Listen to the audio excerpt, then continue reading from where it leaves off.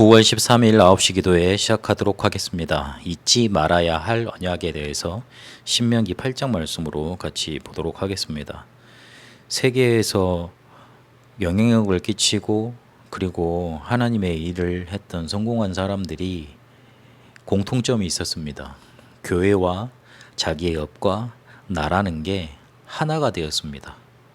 그리고 교회 중심이었고, 그리고 그거 살릴 수 있는 업이 우선이었고, 그리고 나와 그게 연결되는 축복을 누렸습니다.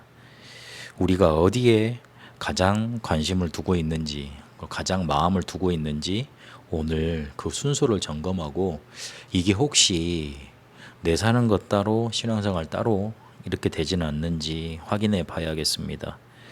왜 우리는 어려운가? 나는 왜 이렇게 실패되어 있는가? 가난한가? 그렇게 질문하고 혹시나 낙심할지도 모릅니다. 그러나 그 질문은 계속해야 됩니다. 왜냐하면 우리가 지금 살고 있는 것, 안 되고 있는 것, 묶어져 있는 것 같은 것, 그게 바로 하나님이 광야에 40년 동안 이스라엘 백성을 묶어두신 이유이기 때문에 그렇습니다.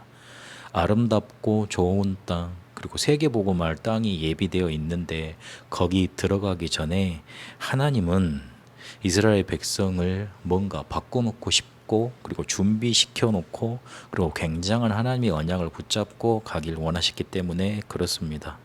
가장 중요한 게 성막, 그리고 성전, 교회 중심으로 그들의 삶이 우선순위가 바뀌길 원하셨습니다. 이게 되지 못하면 아무도 가르치지 않는 것, 아무도 가르쳐 줄 수 없는 것, 그거 볼 수 없고, 또 아무로 가르쳐 줄 수 없는 그 복음을 제대로 못 붙잡으면 가서도 소용 없습니다. 왜냐면 거기에 영향받을 것이기 때문에 그렇습니다. 그리고 왜 안 되냐, 나는 왜 이렇게 실패되어 있냐 그러지만, 하나님은 우리를 전무후무한 사람으로 부르셨고 그 응답을 주려고 하십니다. 그게 바로 내 업에 나타나기를 원하십니다.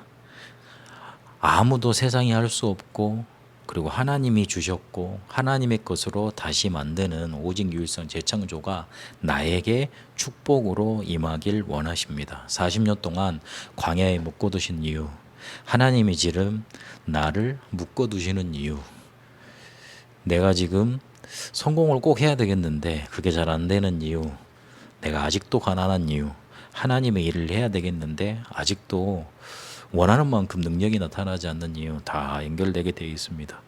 질문하고 또 질문해야 됩니다.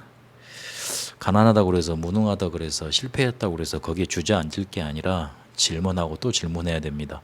하나님의 자녀는 이렇지 않는 것이지 않습니까? 왜 이렇습니까? 질문해야 됩니다. 말씀 속에서 제목을 찾고 기도하며 하나님의 증거를 따라가야 되겠습니다. 그러면 하나님은 어떤 축복을 또한 받기를 원하시고 준비하기를 원하셨습니까? 우리에게 여호와께서 준비하신 기념비적 축복을 받기를 원하십니다. 그래서 기념비적 성전을 남기는 거, 그거 우리의 삶의 응답으로 남겨주길 원하십니다. 분명히 되어야 될 축복이잖아요. 내게 그 기념비적 성전을 건축할 수 있는 축복이 없다면 질문하고 받고 내 것으로 만들어야 되는 겁니다. 그리고 영적 치유할 수 있는 성전을 만드는 영적 시스템 갖춰지길 원하셨습니다.